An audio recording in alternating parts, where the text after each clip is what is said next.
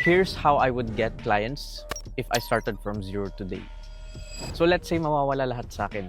Mawawala lahat ng clients ko, mawawala yung team members ko, and mawawala din lahat ng skills ko. So unang-unang gagawin ko is have the right mindset and make a game plan. So very important ito before making any move. Second na gagawin ko, learn high income skills. Learn how to negotiate, learn how to sell and market yourself to potential prospects. Third, build my portfolio. So very important ang pag-build ng portfolio, and very important na yung portfolio mo is well organized, so that pag nakita to ng potential clients is makikita nila na sobrang organized mong tao.